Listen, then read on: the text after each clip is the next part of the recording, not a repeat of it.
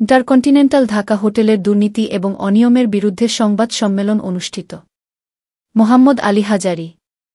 ঢাকার ইন্টারকন্টিনেন্টাল হোটেলের দুর্নীতিবাজ কর্মকর্তাদের বিরুদ্ধে সোচ্চার হওয়া ও শ্রমিকদের অধিকার নিয়ে কথা বলায় বেআইনিভাবে অনেক কর্মচারীকে চাকরিচ্যুত করা হয়েছে বলে অভিযোগ চাকরিচ্যুত শ্রমিক ও কর্মচারীদের। একই সঙ্গে পুনরায় চাকরিতে পুনর্বহালের দাবি জানিয়েছেন তারা। ঢাকা রিপোর্টার্স ইউনিটিতে ইন্টারকন্টিনেন্টাল হোটেল ঢাকার দুর্নীতি ও অনিয়মের বিরুদ্ধে সংবাদ সম্মেলনে বক্তারা এ দাবি জানান। চাকরিচ্যুত কর্মচারীরা অভিযোগ করে বলেছেন, এই হোটেলে নিজস্ব আয়নাঘর রয়েছে। ঊর্ধ্বতন কর্মকর্তাদের বিরুদ্ধে কথা বললেই সেখানে নিয়ে নির্যাতন করা হয়। লিখিত বক্তব্য ইন্টারকন্টিনেন্টাল হোটেলের ক্যাটারিং সেলস এক্সিকিউটিভ এবং শ্রমিক ও কর্মচারী ইউনিয়নের সাধারণ সম্পাদক নুরুজ্জামান বলেন, গত সরকারের ভারতপ্রীতির কারণে কিছু রাজনৈতিক নেতা, বাংলাদেশ সার্ভিসেস লিমিটেডের বিএসএল ঊর্ধ্বতন কর্মকর্তা এবং হোটেলের কিছু অসাধু কর্মকর্তার যোগসাজশে ব্যবস্থাপক পদে ভারতীয় নাগরিককে নিয়োগ দেওয়া হয়। তিনি দায়িত্ব নেওয়ার পর থেকেই শ্রমিকরা হয়রানি ও বৈষম্যের শিকার। তিনি বলেন, ইন্টারকন্টিনেন্টাল হোটেলেও রয়েছে নিজস্ব আয়নাঘর। সেখানে নেওয়া হলে কারও সঙ্গে যোগাযোগ করতে দেওয়া হয় না। দুর্নীতিবাজ কর্মকর্তাদের বিরুদ্ধে কথা বললে কর্মচারীদের সেখানে নিয়ে নির্যাতন করা হয়। বিনা নোটিশে ৩৬ জনেরও বেশি কর্মচারীকে চাকরিচ্যুত করা হয়েছে। এ বিষয়ে শ্রম মন্ত্রণালয়ে অভিযোগ করা হয়েছে। নুরুজ্জামানের দাবি, গত ২৮ আগস্ট ভোরে ডিবি তাকে তুলে নিয়ে যায় এবং রমনা থানার ওসি চাপ দিতে থাকেন আন্দোলন থেকে যেন তিনি সরে যান।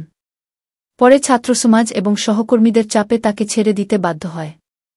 নুরুজ্জামান বলেন, এই হোটেলকে কোনো অপশক্তি যেন দেশের বিরুদ্ধে ব্যবহার করতে না পারে, অপশাসন, অব্যবস্থাপনা না থাকে এবং হোটেলকে ধ্বংসের হাত থেকে রক্ষার্থে কিছু শ্রমিক কর্মচারী দুর্নীতিবাজ কর্মকর্তাদের বিরুদ্ধে কথা বলায় তাদের রোষানলে পড়ে।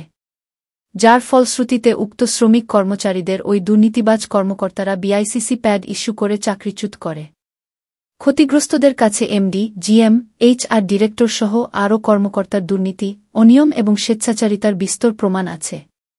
ক্ষতিগ্রস্ত শ্রমিক কর্মচারীরা এই ইন্টারকন্টিনেন্টাল হোটেলের ভবিষ্যতের কথা চিন্তা করে এই দুর্নীতিবাজদের বিরুদ্ধে ছাত্রসমাজকে সঙ্গে নিয়ে আন্দোলন করে। এই কর্মকর্তা বলেন, হোটেলের দুর্নীতিবাজ কর্মকর্তা যারা ক্ষমতার অপব্যবহার করে তাদের অপসারণে কঠোর হস্তক্ষেপ কামনা করছি এবং ক্ষতিগ্রস্ত কর্মচারীদের অতিসত্বর চাকরিতে পুনর্বহাল করার জন্য জোর দাবি জানাচ্ছি। তিনি বলেন, যে ফ্যাসিবাদের কারণে স্বৈরাচারের পতন হয়েছে ঠিক একই ফ্যাসিবাদ এই ৫ তারকা হোটেলে বিদ্যমান, কারণ বেশিরভাগ কর্মকর্তা ফ্যাসিবাদের দোসর। একজন ম্যানেজার, সে অ্যাকাউন্টিং ডিপার্টমেন্টে জব করে, এই জাল সার্টিফিকেট নিয়ে সে কাজ করে কিভাবে? অচিরেই এই ডিবি দিয়ে আমাকে উঠে নিয়ে গিয়ে কণ্ঠ রোধ করা যাবে না। অচিরেই এই হোটেল থেকে দুর্নীতিবাজদেরকে বের হয়ে যেতে হবে। আপনারা এমন ভাবে নিউজ করুন, পুরো ওয়ার্ল্ডকে জানিয়ে দিন যে এই হোটেল অবহার, যে সে এত কিছু করার পরেও এই হোটেলে কিভাবে সে থেকে যেতে পারে। আর এই ইন্ডিয়ান জেল, সে এত কিছু করে কিভাবে সে এই হোটেলে এখনো কর্মরত অবস্থায় আছেন। যাকে দায়িত্ব দেওয়া হয় সেই তার মামা ভাগ্নে বা ছেলে কাউকে দিয়ে এখানে সাপ্লায়ার বিজনেস করে। যত অপকর্ম আছে সব যারা নারী কেলেঙ্কারির সাথে জড়িত, দুর্নীতির সাথে জড়িত, এই হোটেলকে ধ্বংস করছে যারা, সবাইকে এই হোটেল থেকে বের হতে হবে।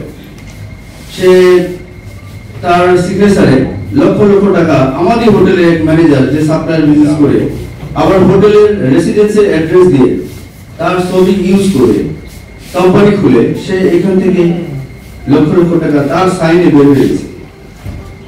আপনি কিভাবে একটা সাপ্লায়ার নিয়োগ দেওয়ার একটা প্রক্রিয়া আছে, আপনি কিভাবে রুটি পায় যে হোটেলে শ্রমিকদের স্যালারি দিতে হিমশিম খেতে হয়, যে হোটেলে ১,৪০,০০০ টাকার মতো সার্ভিস চার্জ, শ্রমিকের সার্ভিস চার্জ যেটা গেস্ট শ্রমিককে দিয়েছে, সেই শ্রমিকের সার্ভিস চার্জ এখানে যারা লিড করেছিলাম বেশ কয়েকজন, তাদের মধ্যে কয়েকজনকে নিয়ে ভাবলাম তবে কারা কেনা। আমাদের সাধারণ ছাত্র জনতাকে বের করে দিল, বললো যে আপনারা একজন থাকেন। এই যে উনি গ্রেপ্তার হয়েছে, ওনার ওয়াইফ গেল, ওনার ওয়াইফের সাথে খুব ব্যবহার করছে। আমাদের সাধারণ যারা ছাত্র ছিলেন তাদেরকে বের করে দিয়ে ২-১জনকে রেখে ওইখানে রেখে বাকিদেরকে বের করে দিল।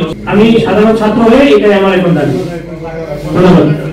আচ্ছা, আপনার মনে হচ্ছে যে আইন শৃঙ্খলা বাহিনী কি সে আগের মতো অবস্থা হচ্ছে কিনা? আমরা তো মনে করতেছি যে ৫ তারিখের পরে দেশটা নতুন করে স্বাধীন হলো, স্বাধীন করলাম আমরা, কিন্তু এই আচরণটার পরে মনে হলো সেই স্বৈরাচার হাসিনার কিছু ওনাকে কোনো প্রুফ ছাড়ে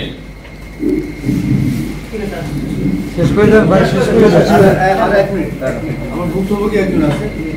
ইন্টারকন্টিনেন্টাল একজন ভুক্তভোগী। আসসালামু আলাইকুম, আমি দেওয়ান মোহাম্মদ দয়াল।